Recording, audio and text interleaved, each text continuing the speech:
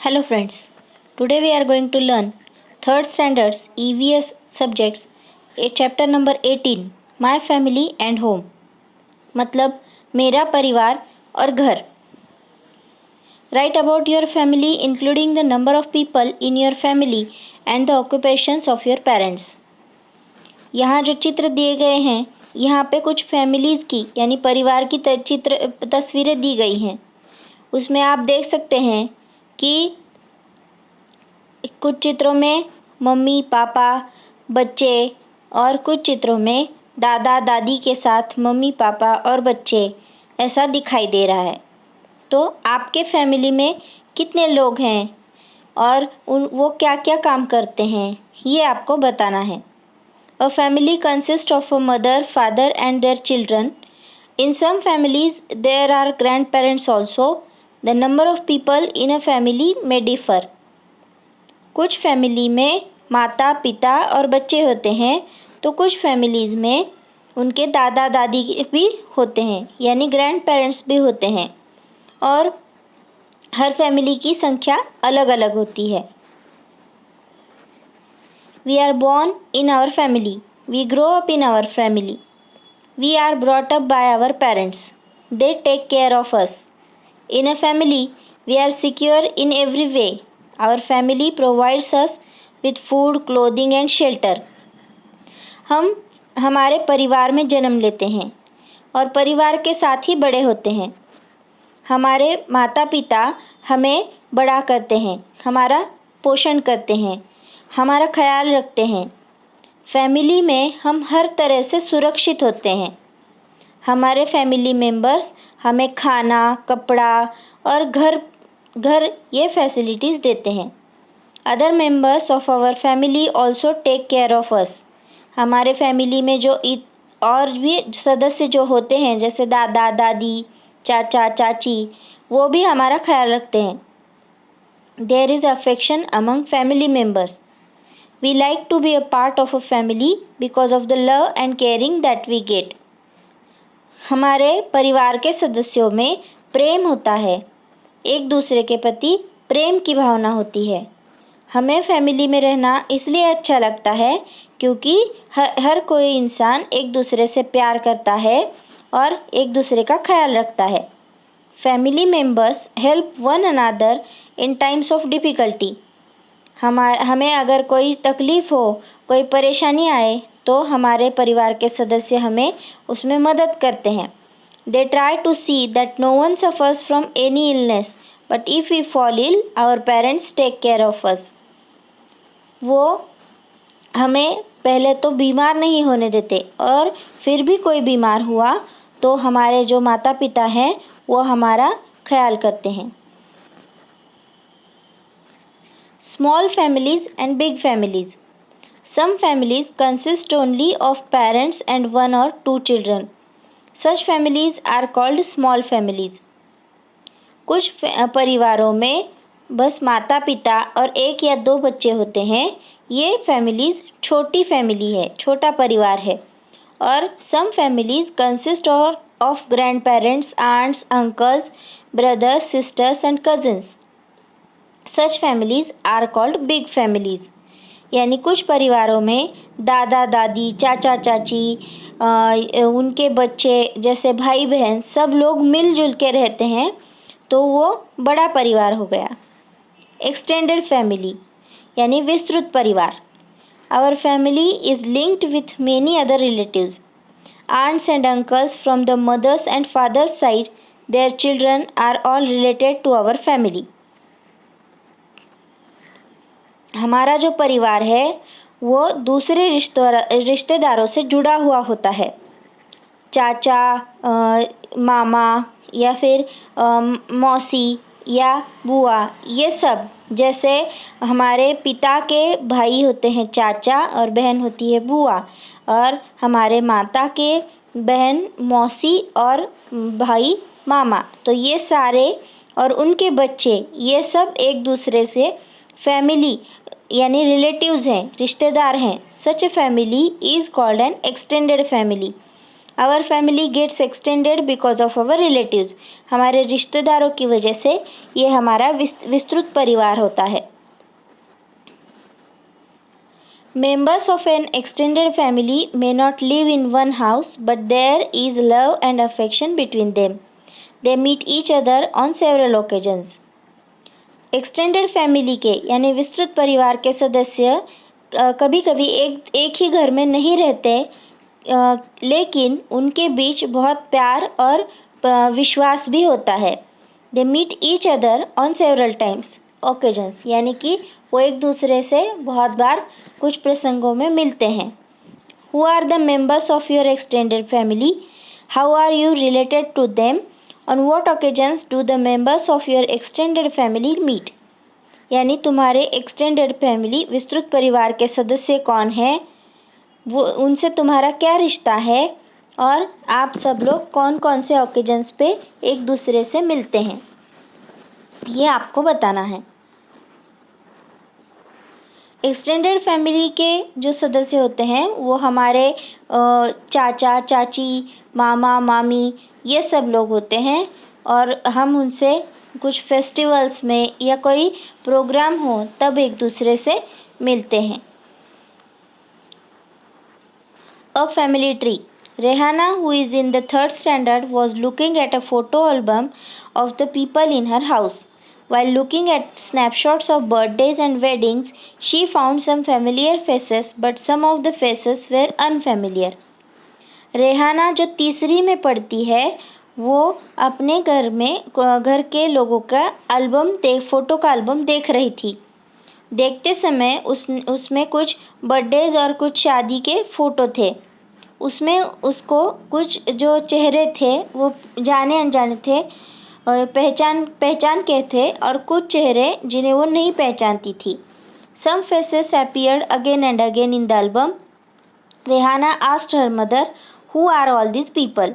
कुछ चेहरे जो थे वो बार बार वो एल्बम में दिखाई दे रहे थे। रेहाना ने उसकी मदर से पूछा, ये सब लोग कौन हैं?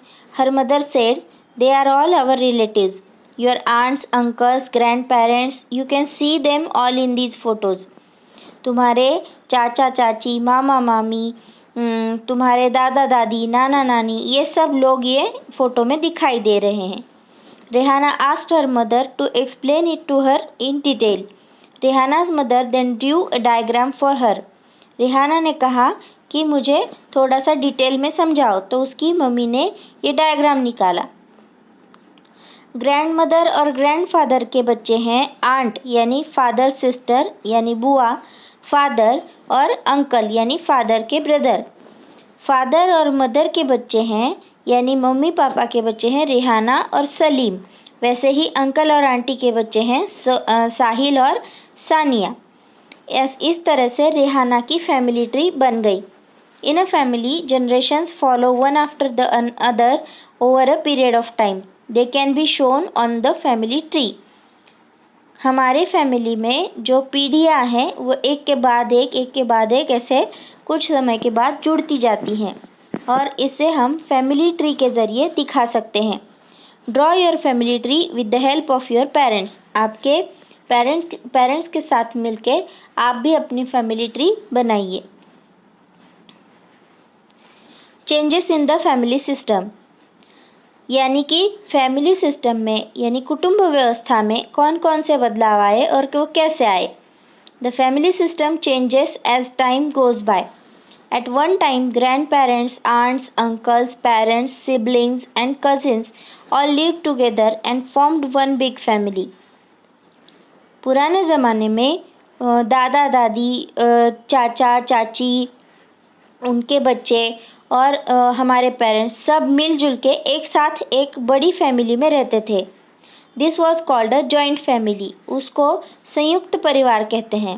When members of a family move away because of their jobs और occupations, they start living separately, forming different families. यानी कि जब लोगों को जॉब की वजह से उनके जॉब की वजह से एक जगह से दूसरे जगह जाना पड़ा, तो वो लोग अलग अलग फैमिलीज़ में रहने लगे, तो उसकी वजह से छोटी छोटी फैमिलीज़ बन गई। Such smaller families are called nuclear families.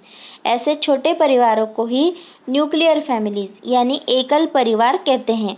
The family system had changed in this way. इस तरह से हमारी जो कुटुंब व्यवस्था है वो बदल गई. Our household chores. हमारे घर के काम. Only one person is working. You can see in first picture the mother is cutting the vegetables, and another picture you can see every person in the house is working. यानी पहले चित्र में आप देख सकते हैं बस वो मदर काम कर रही है और दूसरे पिक्चर में देख सकते हैं घर के सभी सदस्य कुछ ना कुछ काम कर रहे हैं.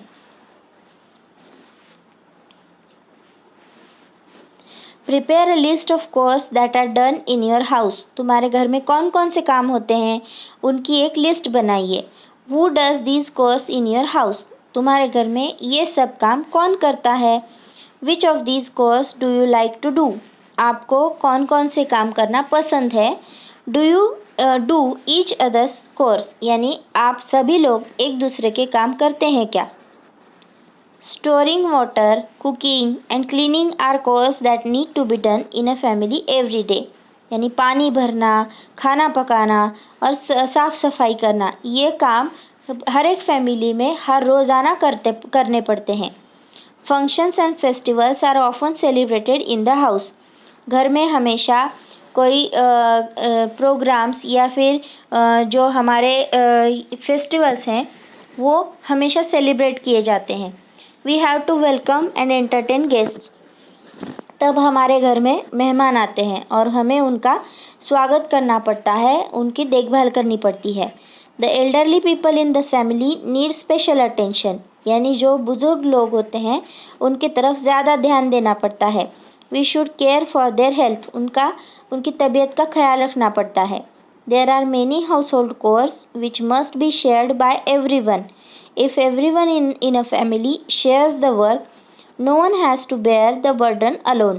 यानी कि इस समय घर में बहुत सारे काम होते हैं. जब सब लोग जमा होते हैं तो अगर हर कोई शेयर करे, एक दूसरे के साथ मदद करे तो उसकी वजह से किसी अकेले को उसका बोझ नहीं होता. Each chore is important and family members do these chores with love and affection. हर काम ज़रूरी होता है. कोई काम छोटा या बड़ा नहीं होता, हर काम ज़रूरी होता है और फैमिली मेम्बर्स को ये सब काम करने चाहिए क्योंकि वो सब लोग एक दूसरे से प्यार करते हैं और इसकी वजह से ये काम करते समय भी एक दूसरे से प्यार से काम करते हैं. We should be grateful for that. और इसके लिए हमेशा हमें उनको धन्यवाद देना चाहिए.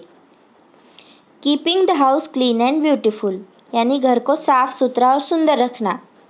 यहाँ पे 2 चित्र दिए गए हैं. पहले चित्र में अ टाइडी हाउस यानी कि अच्छा साफ़ सुथरा घर दिखाया गया है और दूसरे चित्र में अ लिटर्ड हाउस यानी कि गंदगी फैला हुआ, जो सब चीज़ें एक अपनी अपनी जगह पे नहीं रखी हुई है, ऐसा खराब चित्र दिया गया है.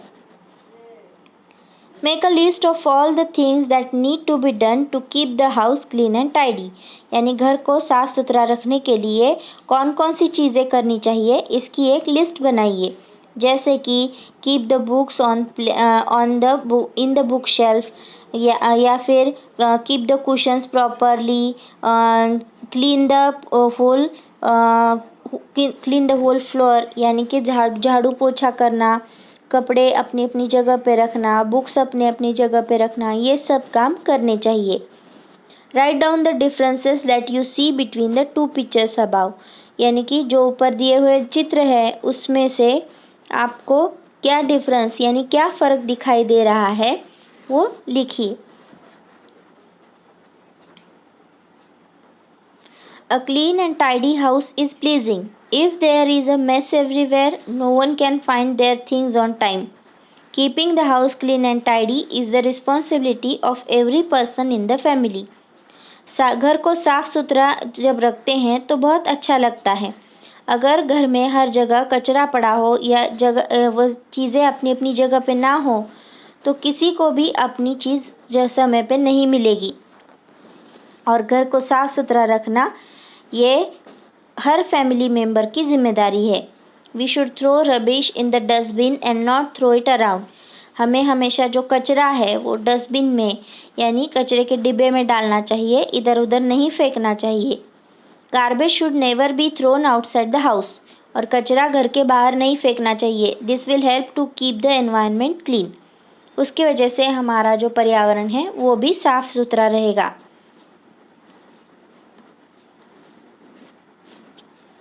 Always remember, wet and dry garbage should be separated and put into separate bins. यानी कि कचरा दो प्रकार का होता है, सूखा कचरा और गीला कचरा।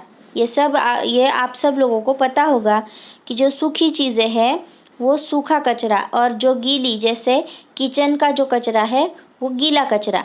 Wet garbage is useful for making manure. यानी कि जो गीला कचरा है उससे हम खाद बना सकते हैं, जो हमें खेती में इस्तेमाल कर सकते हैं। Paper, glass and metal can be sorted out from dry garbage and recycled.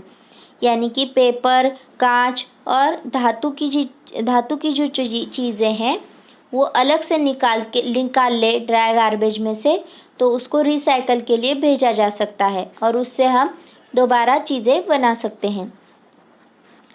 Do you know the use of electronic devices like mobiles, CDs, DVDs, pen drives and computers has increased greatly। यानी कि CD, DVD, pen drive और computer का जो इस्तेमाल है electronic devices का वो बहुत बढ़ गया है। When these things are damaged, they become useless। यानी ये चीज़ें जब खराब हो जाती हैं तो वो यूज़लेस यानी कि उनका कोई भी उपयोग नहीं रहता। This gives rise to e waste. यानी उसकी वजह से जो कचरा तैयार होता है वो ई वेस्ट है। The disposal of e waste is a big problem.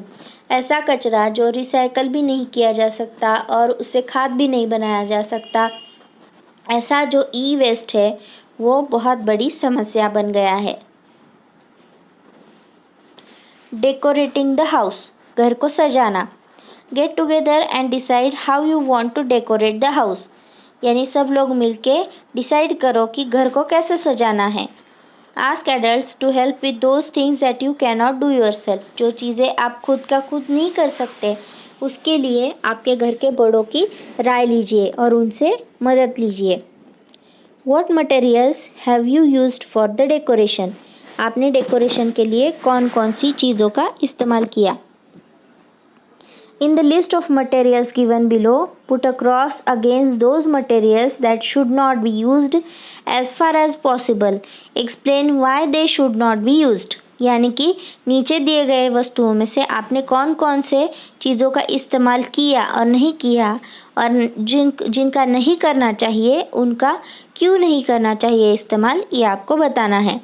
इसमें से फ्लावर्स, पेपर, रंगोली, ये सब चीज़ें इस्तेमाल के लिए सही हैं, लेकिन thermocol, plastic, chemical colours are not good for the use because they produce the waste and they cannot be recycled। they cannot be यानी कि उससे हम खाद भी नहीं बना सकते और वो ज़मीन के अंदर, मिट्टी के अंदर घुलती नहीं है, और वो वैसे कि प्लास्टिक जो है, थर्माकोल जो है, केमिकल कलर्स हैं, वो हमारे एनवायरनमेंट के लिए अच्छे नहीं हैं। Not good for our environment.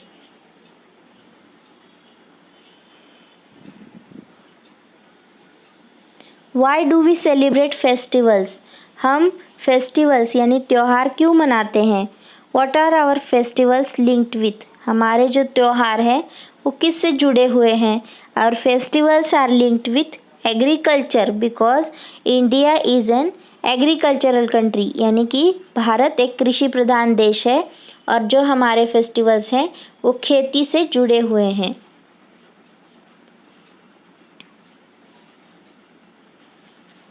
We celebrate many festivals in the family. हम लोग परिवार में बहुत सारे त्यौहार मनाते हैं।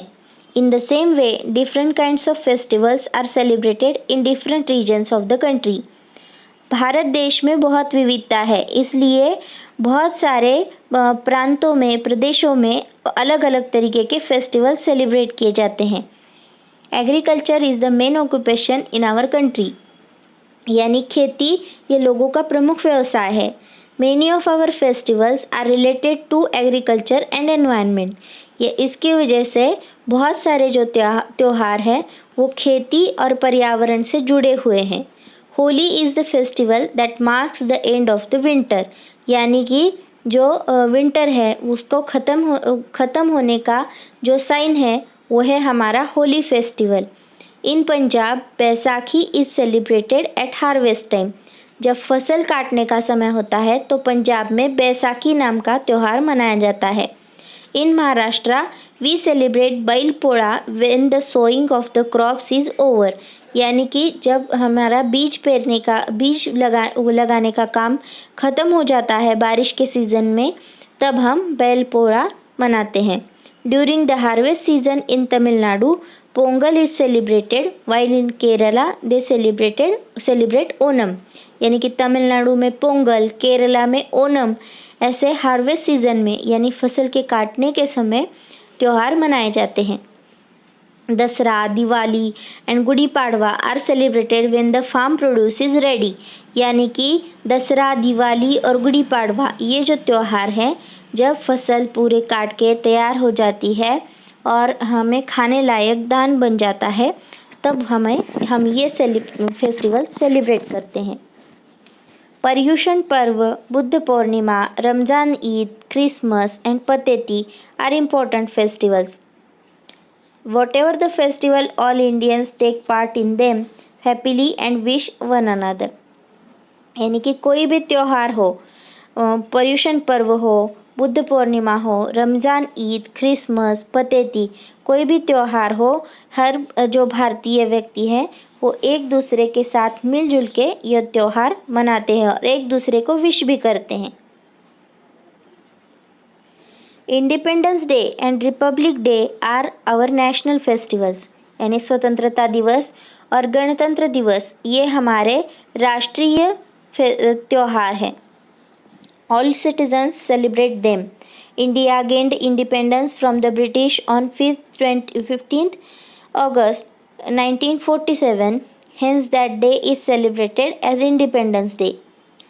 भारत को ब्रिटिशों से 15 अगस्त 1947 में आज़ादी मिली, इसलिए उस दिवस को स्वतंत्रता दिवस के तौर पे मनाया जाता है.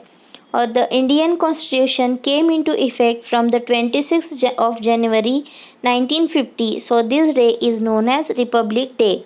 और 26 जनवरी को 26 जनवरी को हमारा जो संविधान है वो प्रभाव में आया, इसलिए उस दिवस को गणतंत्र दिवस के तौर पे मनाया जाता है. Festivals bring people together. The feeling of togetherness grows. Festivals include songs, dances, rangolis, games, competitions and races. जो त्यौहार होते हैं वो लोगों को एक साथ लाने का काम करते हैं. उसकी वजह से एकता की भावना बढ़ती है. फेस्टिवल्स में गाना बजाना, रंगोली निकालना, खेल खेलना या फिर कोई स्पर्धा होना, डांस करना, ये सब होता है. This gives us joy. उसकी वजह से सब खुशी फैल जाती है. While celebrating festivals we must take care not to harm the environment. यानी कि जब हम फेस्टिवल्स सेलिब्रेट कर रहे हैं, त्यौहार मना रहे हैं, तो हमें ये ध्यान रखना चाहिए कि पर्यावरण का नुकसान न हो. Small children and old people suffer if music is played too loudly. यानी छोटे बच्चे और बड़े बूढ़ों लोगों को ज़ोर से म्यूज़िक लगाने की वजह से उसका उनके हेल्थ पे अच्छा असर नहीं होता. Loud noises cause noise pollution. यानी कि बड़ी आवाज़ की वजह से ध्वनि प्रदूषण भी होता है. Do you know India has several Adivasi tribes. The Warli tribe lives in Thane district. Bharat में बहुत सारी आदिवासी जमाती के लोग रहते हैं. उसमें जो वारली जमाती है वो ठाणे ज़िले में रहती है. In June, at the beginning of the monsoon, they celebrate a family festival called Koli भाजी. यानी जून के महीने में मॉनसून के शुरू में वो कोली भजी नाम का फेस्टिवल मनाते हैं. Koli is a wild plant that is used as a vegetable. कोली ये एक जंगली वनस्पति है जो एक सब्जी है। This plant grows after the rains begin, यानी कि जब बारिश शुरू होती है तब ये पौधा बढ़ता है। Family members go out into the surroundings and collect fresh tender koli, यानी कि फैमिली के लोग बाहर जाके जो फ्रेश कोली वेजिटेबल है उसको कलेक्ट करते हैं। The vegetable is cooked and an offering is placed before the gods, यानी उस सब्जी को पका के भगवान को समर्पित किया जाता है। Then all the members of the family eat together, बाद में सब बैठ के खाना खाते हैं। Makar Sankrant is a festival celebrated in winter, यानी विंटर में मकर संक्रांति ये फेस्टिवल हम लोग मनाते हैं। On this day friends and relatives give each other til gul, सिसमे and jaggery, यानी तिल और गुड़ एक दूसरे को सब लोग देते हैं। Sesame is an important winter crop, यानी तिल ये बहुत इम्पॉर्टेंट ये फसल है। Sesame is a good food for winter as it helps to keep us warm, यानी विंटर के लिए सिसमे बहुत ज़्यादा ज़रूरी है क्योंकि वो हॉट होता है, उसकी टेंडेंसी हॉट होती है और उसकी वजह से हमें हमारे शरीर को गर्मी मिलती है। इस वजह से हमारे जो फेस्टिवल्स हैं वो हमारे हेल्थ के लिए भी पूरक हैं। हम लोगों ने क्या क्या सीखा? In family we are secure in every way, हम फैमिली में हमें हर तरीके से सुरक्षित होते हैं। Families are of different types, small families, big families, extended families. Families के 3 प्रकार हैं, जैसे छोटे परिवार, बड़े परिवार और विस्तृत परिवार। A family tree shows several generations of people, यानी कि हमारी जो फैमिली ट्री है उसमें हम बहुत सारी पीढ़ियाँ दिखा सकते हैं। Every household chore is important, घर का हर काम महत्वपूर्ण होता है। We must keep our house and surroundings clean, यानी कि हमारा घर और हमारे आसपास का इलाका हमें हमेशा साफ़ सुथरा रखना चाहिए। Many of our festivals are linked with agriculture and environment, हमारे बहुत सारे त्यौहार खेती और पर्यावरण से रिलेटेड हैं। Independence Day and Republic Day are our national festivals, यानी कि स्वतंत्रता दिवस और गणतंत्र दिवस ये हमारे राष्ट्रीय त्यौहार हैं। Festivals increase the feeling of togetherness among people, यानी कि त्यौहार मनाने से लोगों में एकता की भावना बढ़ती है। During festivals we meet each other, talk to each other and feel connected, यानी कि जो लोग हमेशा एक दूसरे से हर रोज़ नहीं मिल सकते वो फेस्टिवल के दौरान मिलते हैं, एक दूसरे से बात करते हैं और एक दूसरे से जुड़ते हैं। इस तरीके से हमने आज हमारा 18 lesson my family and home इसको पढ़ा और समझा। If you like this video please share and like this video and you want to see more such videos, please subscribe my channel and press the bell icon. Thank you.